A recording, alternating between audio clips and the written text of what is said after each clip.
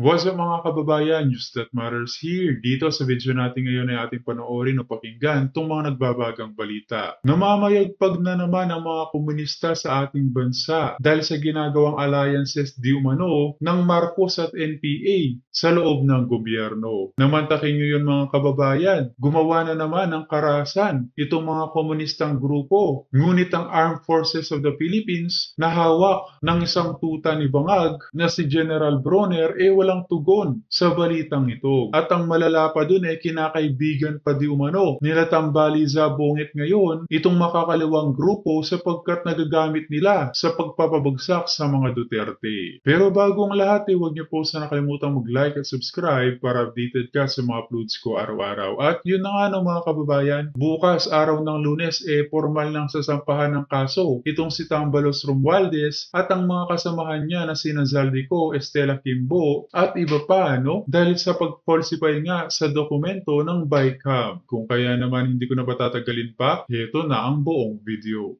Aming mga anak at maya-maya po I will join them after this live. So kailangan pong talaga magkaroon ng categorical, deliberate, and very strong message and policy ang gobyerno ni Marcos, ang Department of National Defense at least, at ang Armed Forces of the Philippines tungkol po dito sa panunumbalik nitong mga gawain pang terorismo at gawaing pang kriminal na pang extort na ginagawa ng CPP, NPA, NDF. At dapat po tapusin na at putulin ang mga ginagawang pakikipag-alyansa ng grupo ni Marcos at Romualdez dito po, like si Lola natin Franz Castro na naging modelo na ngayon ng St. Peter Memorial Chapel makeup design. No? Natawa tuloy ang aking viewer sa Facebook. Si Franz Castro na model ng St. Peter Memorial Design. Ito po dapat ang putulin na ang kanilang pakikipag-ugnayan. Kasi ang dulot nila, ang dulot po nila mga kababayan ay ang pagkakaroon ng tinatawag na, wait lang, ayan, okay, nag-feedback po sa isang channel pa natin. Nagkakaroon po tayo ng kaguluhan sa politika sapagkat ginagamit po ng CPP, NPA, NDF ang mga ganitong hakbang para magkaroon ng pag-divide, panghahati po sa ating gobyerno at sa ating mga bahagi ng pamahalaan. Halimbawa, ito po, ang kanilang urban and political operatives like Franz Castro, Raul Manuel and Arlene Brosas at Teddy Casino, they tend to pretend na hindi sila bahagi. Sinasabi nila na sila ay mga aktivista at sila ay mga social and human rights defenders. Samantalang ang katotohanan, ako mismo at ang aking mga kasamang mga naging kadre ng CPP, NPA, NDF ay kilala at ina-identify namin sila that they are not just social activists or human rights defenders. No, farthest from truth. They are the urban operatives. At dahil po dyan, sila ang naging dahilan kung bakit nagkakawatak-watak at nagagamit po nila ang alyansa at maniobra sa loob ng Kongreso at sa loob ng gobyerno na ngayon ay pinapatulan na at ginagamit mismo ni Mr. Marcos. And look what happens kapag nagkaroon po ng ganyang mga pagkilos. No? Thank you, Paul Gabriel, sa pagpapakulay po ninyo. Lumalakas ang loob at bumabalik na po. Yes, inamin po yan ni Teddy Casino at ni Franz Castro na sila po ay mayroong left political ideology. Hindi lang nila inamin na sila ay bahagi at pamunuan. Sila po ay katuwang na tumutulong upang palakasin muli ang New People's Army. Kapag nag-tolerate po tayo at pinabayaan natin sila, look at what happens sa naging hakbang nila dyan sa panununog sa mga heavy equipment at sinabotahin nila ang pagpapagawa ng gobyerno ng kalsada papunta sa mga liblib na barangay sa La Libertad Negros Oriental.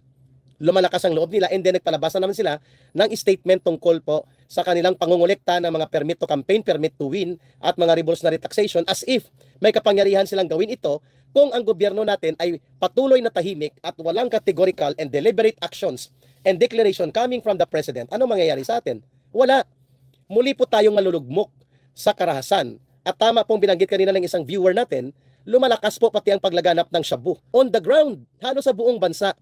At nasa state of denial ang Philippine National Police. At wala tayong nakikitang signifikante na ginagawa ang gobyerno ni Marcos even sa Philippine Drug Enforcement Agency. So ano na? Wala.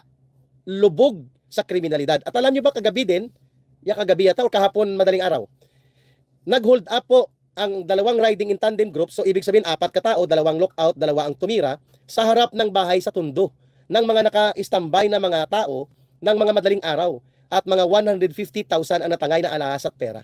At ano lang ang sagot ng barangay, pasensya lang, nasalisiyan po kami. So matakin mo sa Tondo, harap-harapan ang pang-hold up. At 2 mga grab drivers na rin ang inagawan ng kotse nila sa Cavite. Nire-report lang po. Ang lala mga kababayan, simula nang maupo ngayang si Bonget, wala nang nangyaring maganda sa ating bansa, grabe. Kaya hindi kataka-taka na marami sa Pilipino ang gustong maibalik ang administrasyon ng mga Duterte. Bakit kinakaibigan po sila? Bakit sila kinakanlong? Bakit sila kinokonsidera ni Marcos na mga kaalyado at kaibigan at nila Romualdez? Samantalang ito po ang ginagawa ng kanilang grupong New People's Army na so mga kababayan, ito na ang ating ipinapaliwanag. Walang patutunguhan at walang idudulot na kabutihan po ang paggamit na ito nila Marcos at nila Martin Romualdez sa mga CPP, NPA, urban operatives sapagkat hindi nila binibitawan itong mga komunistang ito ang kanilang layunin at pangmatagalang agenda na pababagsakin ng gobyerno natin at aagawin nila ang kapangyarihang pangpolitika at magtatayo sila ng sistemang komunista sa ating bansa. At makikita yan sa kanilang kahit mga taktika ay nailalantad na natin. Halimbawa, nagbabait-baitan sila at nakikipagsabwatan itong mga CPP, NPA, NDF, urban operatives like sila Teddy Casino, sila Franz Castro at mga kagaya nila sa party list upang makuha nila ang tactical alliance, makalangoy sila sa pondo at pera at programa ng gobyerno at magagamit nila para guluhin ang ating sistema ng politika. At the same time makapag-recover sila ng pondo habang hindi sila pinupukusan at binibira ngayon ng gobyerno ni Marcos kasi sabi ni Marcos patapos na yan at kailangan na lang natin dyan mag-peace talks upang ma-formalize na wala na ang CPP, NPA, NDF. Anong wala na? Ano itong nangyaring panununog nila at pangungutong sa La Libertad Negros Oriental? Mr. President, it's on you. Martin Romualdez, ito na ang idinudulot ng pagkakandili at pagheheli-heli mo at ginagamit mo at binibaby mo at pinupunduhan pa itong mga komunistang teroristang grupong ito na ginagamit mo sa inyong maruming laro ng political demolition job laban sa Duterte political camp. Ngayon, ito, bakit hindi mo makondina ito? At bakit nila ito ginagawa samantalang nakikipag-alyansa sila sa Marcos Romualdez na grupo? Mga garapal na buaya ka, Eric, sabi ni Beverly, Longtad Enoch. Mga demonyo yan, sir, mamamatay din sila. Alam ng Panginoon ang kanilang mga pinaggagawa. Noted, Ma'am Beverly. Hindi na po ito talaga makatao.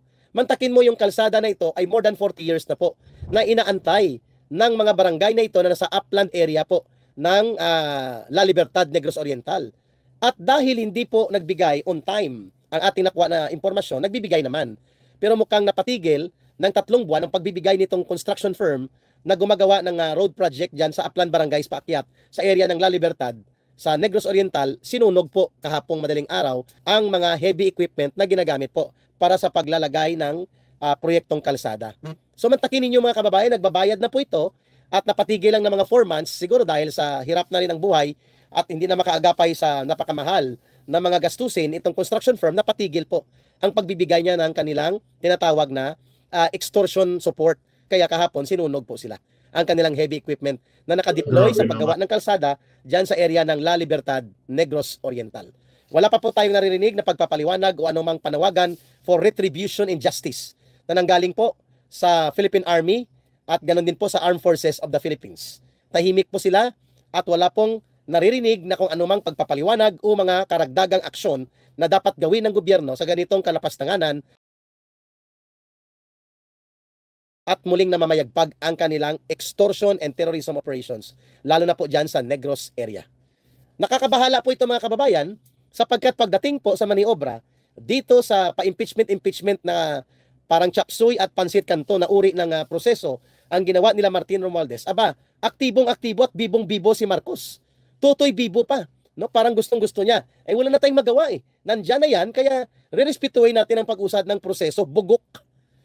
Ikaw ang nagpausad, hindi rerespetuhin. Ikaw ang nagkumpas ng ganitong kaguluhang pangpolitika, Mr. Marcos. And yet, you cannot even give out condemnation statement and you cannot even give out a clear guidance sa mga tropa ng pamahalaan na pinagpapatay sa magkakasunod na insidente sa Basilan, sa Lamitan, tsaka sa Sumisip Basilan, at walang investigasyon na inilunsad o ano pa mang mga karagdagang aksyon mula po sa Department of National Defense, sa Armed Forces of the Philippines hanggang sa Philippine Army. Ano na pong nangyari mga kababayan? No? Klarong-klaro na ito po ay isang malinaw na malawakang kapabayaan at kapalpakan ng Marcos Jr. government. Pansit kanto na malabnaw. Ang isahog dapat dyan sila Franz Castro. Ito po, di ba si Paduano, taga Negros Oriental, siya po yata ang naka-caretaker congressman sa area na nabakantihan dahil tumakas at nagtago sa ibang bansa si former Negros Oriental Congressman Arnie Teves. Opo, area niya po yan ni Boy ex-NPA Calderong NPA na Paduano. Walang dapat isisi dyan, mga kababayan, kundi ang administrasyon natin ngayon. Kamukha niyan, inuuna ang pamumulitika at hindi nga inaatupag ang mga suliraning bumabagabag sa ordinaryong mamamayan. Yung pag-file ng kaso sa Lunes laban kay Martin Romualdez is a very good step laban sa mga plunderers na ito. At least may magpa-file ng kaso. Opo, ang mangunguna dyan, sila former Speaker of the House, isang abogado din po ito, Davao del Norte Congressman Bebot Alvarez. At ganoon din po si Attorney Ferdinand Topacio. We are happy to note na mayroong hakbang na mag-file po ng criminal case laban kay Martin Romualdez at kay dating committee chairman ng Committee on Appropriations Saldico on the grounds na nilabag nila under the revised penal code ang tinatawag na falsification of legal and legislative documents. So ito po at iba pa siguro na mga karagdagang kaso ang ihahabla laban sa kanila. Maya-maya puntahan ko po yan at tatapusin ko lang po itong nakakabahala at bakit walang statement ang Armed Forces of the Philippines, ang Department of National Defense, and even po ang ating Philippine Army sa ganitong kakarahasan at kalapastanganan sa batas at pamimerwisyo ng mga salot na grupo. Kung kaya, kailangan nating punahin ito na ito na naman nagbumabalik ang mga indicators na lumalakas po at lumalawak muli ang karahasan. Sabi ni Maximino Labrado, nag-fake news naman ako ka Eric. O siya daw ang fake news. Tuduhi lang. Tuduhi fake news. Magbasa ka para malaman mo na ang bulok na takbo ng utak mo ay kulang ka lang sa malinaw na matinong hangin ng oxygen. Tama. Anong fake news ito? Basahin ninyo. Nandyan po ang report kahapon sa La Libertad Negros Oriental. Si Maximino Labrador, nagkomentaryo dito, fake news daw ang tinatalakay natin. Isa ito sa mga dapat humit-hit ng matinong hangin ng oxygen para tumuwid po ang kanyang utak. Akala niya, yung kanyang troll operation, maapektuhan tayo. Hindi. No? Ayan, no? Inuulit-ulit pa niya, no? Maximino Labrador. Ilan ang kota mo para mapakain mo ng troll operation mo ang pamilya mo? Nakakahiya ka. Mag-construction worker ka, noy. Kung hindi mo kayang tumino ng trabaho. Kayo na po ang bahalang ipagpanalangin ninyo. Nakikinig po si Maximo Labrador.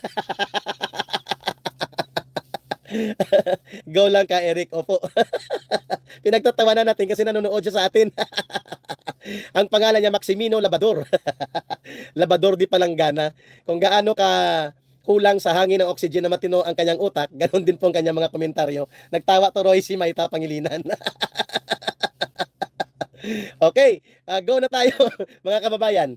Maglaba ka muna, Maximino Labrador. Nagtawa tuloy tayo. Fake news daw, viral video pero nanonood sila sa atin. Okay. Ito pa ang masaklap, no? Before natin puntahan ang napipintong pagsampa ng kasong kriminal laban kay Martin Romualdez at kila Saldico sa grupo po nila Attorney Topacio at former Speaker of the House Congressman Bebot Alvarez. Ito po ang ating panawagan. Nagpalabas din po nung nakarang linggo ng pahayag ang Central Committee ng Communist Party of the Philippines na panalawakin po nila ang tinatawag nilang permit to campaign at mga revolutionary taxation, lalo na po sa panahon ng eleksyon. Imantakin mo, mga kababayan, walang sagot ang gobyerno at walang pahayag si Marcos na hindi ko papayagan ang pangungutong hahabulin namin kayo at papanagutin sa batas. Yan po ang sinasabi natin na kapag yan din po ang Epifanio Labrador. Boy fake news. Sabi ni Ariel. Natawa tuloy ang ating mga nanonood kay Maximino Labrador. Si Totoy Palanggana.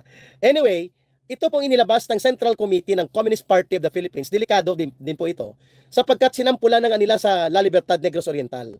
At ngayon po, hindi na nila tatantanan ang mga ganitong gawain sapagkat maraming mga tumatakbong politiko na po sa Negros ang nakakatanggap ng extortion demand at mga permit to campaign demand upang sila daw po maglagay ka ng moderator sa live niyo po ka Eric, nakakatulong din yan sa channel mo, increase may mga spamming viewers. Opo, magpapaturo pa ako kasi hindi po ako marunong pa ng ganyang nakalakaran, no, mga kababayan. Opo, magpapaturo po. I-try ko po mga kababayan kung ano po ang gagawin para magkaroon tayo ng spamming viewers upang maiwasan po ang mga ginagawa ng mga kagaya ni Maximino Labrador alias Boy Palanggana. Pero Hilda Celi, si Lolangging, ay, nandiyan ang wife ko nanonood. Nandun po sila sa labas, nag-uusap ng Yung mga trolls kasi di masikmura, no? Ang mga katotohanan na walang kwenta ang kanilang boss. Mantakin nyo yun. Damang-dama ng taong bayan na ang karahasan at kahirapan. Ngunit dahil sa nasusupal pa lang sila ng pera, pilit nilang itinutuwid ang kamalian ng kanilang bangag na amo. Mga walang kwentang Pilipino ang mga ganito. Bayaran. pero wala pong aksyon na nasosolve ito. So the full-blown na panunumbalik po ng kriminalidad, sindikato ng mga droga, mga hold-upper at kriminal, mga pangungurakot sa gobyerno at all levels, they are all back with a vengeance. Mas lalo pong naging masidhi at mas lalo pong lumalaganap. Kasalanan po yan ni sino? Okay. Hanapin mo si Michael Yang, DCB. Mukhang alam mo yata kung sino may kasalanan. Di, hanapin mo at hulihin mo. Kasalanan po ng gobyerno kapag ang law enforcement ay hindi na po nakakatugon doon sa paglaganap ng krimen. Yan ang tamang pananaw. Tapos na po ang panahon ni Rodrigo Duterte, panahon na po na ito ni Marcos Jr. So ang paniningil at pananagutan dapat nasa kay Marcos Jr. Kaya nga may gobyerno. Ang law enforcement po, DCB, ay hindi yan problema ni Michael Yang. Ikaw yata may problema kay Michael Yang, so hanapin mo. Ang problema po is ang law enforcement at ang anti-drug operations and anti-drug program ni Marcos Jr.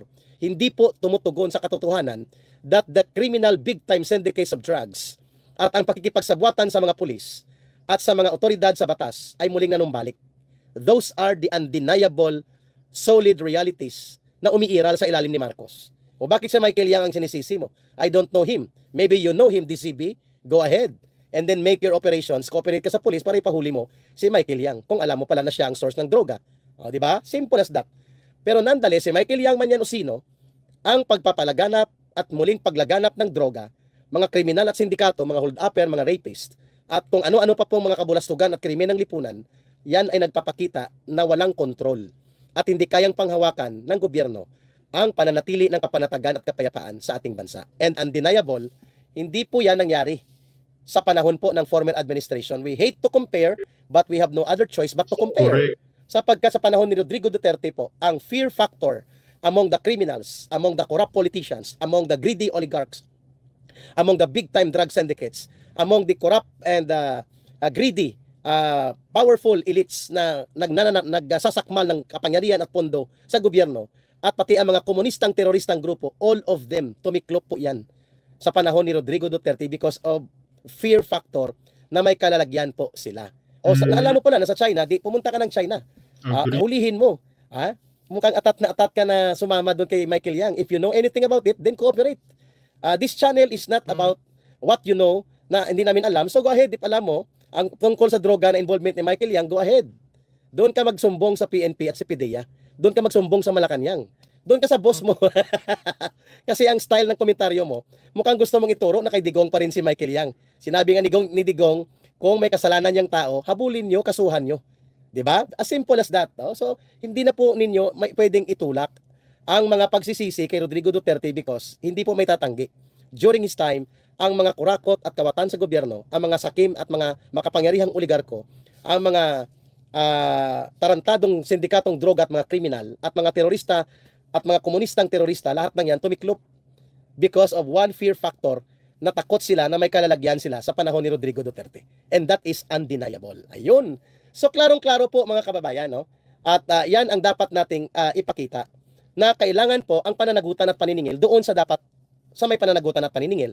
For the last 2 years and a half, ang panunumbalik ng malawakang operasyon ng droga, ang paglakas ng loob ng mga kriminal at sindikato, ang pamamayagpag ng mga kurakot na politiko, at ang pamamayani muli at paglakas ng mga oligarkong sakim at gahaman sa kapangyarihan at pondo at sa kayamanan ng bansa, at ang muling panunumbalik ng malakas na loob ng mga komunistang teroristang grupo ng CPP, NPA, NDF, lahat ng ito po nangyari at nanumbalik sa loob lamang ng 2.5 taon ni Marcos sa puder. Yan ang katotohanang naghuhumiyaw, no? As simple as that, no, mga kababayan. Klarong-klaro. Wag niyo nang pansinin po ang mga troll kagaya ni BZB, no? Ni Boy Tambaloslos, ang ibig sabihin ng BCB, no? So hayaan niyo na po 'yan at tuloy tayo sa ating talakayan. Klarong-klaro po na itong mga nangyayaring pamamayagpag muli ng mga komunistang terorista, ang paglaganap ng krimen kaliwat ka ng hold-upan at kaliwat ka ng pamamayagpag ng mga sindikato sa bintahan ng droga at walang pagkatakot sa mga kurakot sa gobyerno Lahat ng yan po ay nagaganap with open eyes pero nothing has been done on the part of the Marcos administration. Mantakin mo, ang nagsasabi na ang mga naggumagamit ng droga, kapag sila po ay pagod o kaya kailangan nilang mag-duty ng mahaba na oras o kaya magtrabaho ng mahabang oras, sila po ay hindi mga addict. Ayun, sabi ni Chief of the Philippine National Police, Marbil. Wow. So Correct. ayos ha. Take us as your province, no? Ninormalize ang paggamit ng pulburon. Simula nang malaman ng taong bayan na pulburonic din ang presidente. Grabe. Damay-damay na talaga, no? Kung ano ang presidente, ganun din ang magiging bansa. Magiging bangag na rin. Klarong-klaro po mga kababayan na ang may pananagutan dito, ang pahayag mismo ng Philippine National Police Chief na hindi daw problema yung mga nag-a-addict dahil hindi sila addict talaga. Ginagamit lang nila ang droga dahil gusto nilang makapag-trabaho ng mahabang oras. Wow. Ayos. At yun na nga no, mga kababayan, narinig natin itong mga nagbabagang balita sa oras na ito. As always, mga kababayan, kita na lang ulit tayo sa ating next vlog. Huwag niyo po sana kalimutang mag-like at subscribe para updated ka sa mga uploads ko araw-araw. Maraming po salamat mga kababayan. Ingat and God bless.